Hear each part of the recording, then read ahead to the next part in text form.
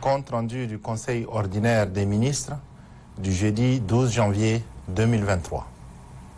Ce jour, 12 janvier 2023, un Conseil ordinaire des ministres s'est tenu à la présidence de la République sous la présidence du général Mohamed Idriss Déby Itno, président de transition, président de la République, chef de l'État, président du Conseil des ministres.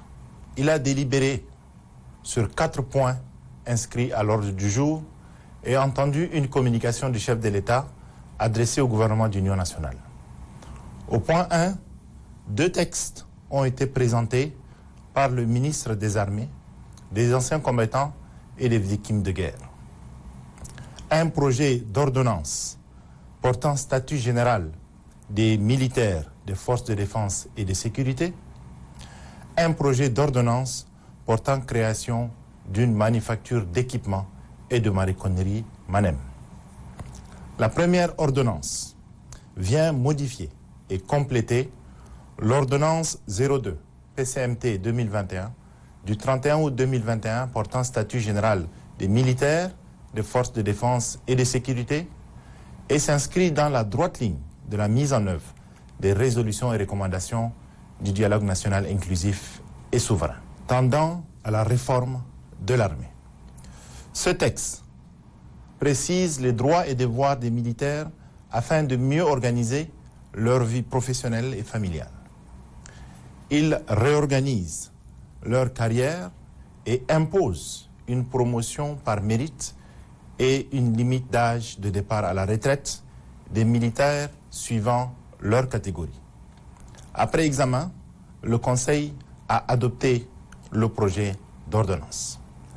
La seconde ordonnance vise à créer une nouvelle entreprise dénommée Manufacture d'équipement et de maroquinerie MANEM, en lieu et place de la Manufacture d'équipement militaire MANEM Société Anonyme.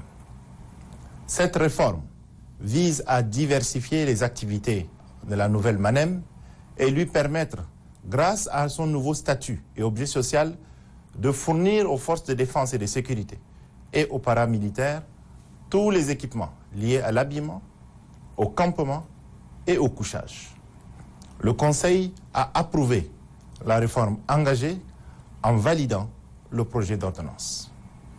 Au point 2, le ministre de l'Administration du territoire, de la décentralisation et de la bonne gouvernance a soumis au Conseil un projet d'ordonnance portant création d'une commission nationale chargée de l'organisation du référendum constitutionnel, en abrégé CONOREC. Ce projet de texte vient concrétiser l'une des résolutions phares du dialogue national inclusif et souverain, déclinée dans le cahier des charges de la transition et visant à organiser un référendum constitutionnel en prélude aux élections générales. Cette commission nationale sera chargée d'organiser, de superviser et de contrôler le déroulement du référendum constitutionnel dans les conditions et les délais fixés par le cahier des charges du DENIS. Elle sera composée des membres du gouvernement d'union nationale et de toutes les sensibilités représentées au Conseil national de transition, suivant les règles d'inclusivité et d'équité. Le Conseil a validé le texte et a demandé au ministre de faire diligence pour le respect du calendrier fixé.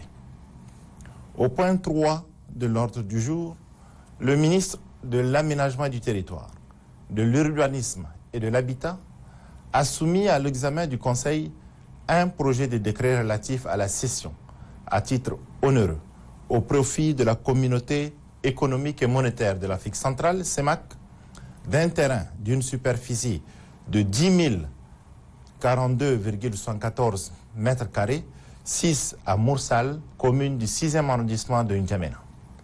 Le Conseil a adopté le texte devant permettre à la CEMAC de réaliser les projets immobiliers irrélatifs. Le 4e point a vu la présentation par la ministre de l'Industrie et du Commerce de 3 projets de décret, à savoir un projet de décret portant attribution, organisation et fonctionnement des guichets uniques des zones économiques spéciales, un projet de décret fixant les modalités de règlement des différends entre les acteurs des zones économiques spéciales et un projet de décret portant création de 3 zones économiques spéciales à N'Djamena, à Moundou et à Sar. Ces actes, salués et validés par le Conseil, s'inscrivent dans la droite ligne de la politique du gouvernement visant à la diversification de l'économie, à l'attrait des investissements étrangers et à l'amélioration du climat des affaires, afin de permettre la création d'emplois et de richesses via le partenariat public-privé. Après ces délibérations, le chef de l'État a, comme il est de tradition en début d'année, présenté ses vœux de réussite au gouvernement pour l'atteinte de ses obligations de résultat. Il a salué les efforts réalisés par le gouvernement pour la mise en œuvre des organes de pilotage et de suivi du DENIS et instruit le gouvernement de redoubler d'efforts et de prioriser les actions devant permettre le retour à l'ordre constitutionnel dans les délais prescrits. Le chef de l'État a aussi requis du gouvernement d'être à l'écoute et répondre promptement aux besoins prioritaires de la population. Commencé à 10h, le Conseil a pris fin à 11h.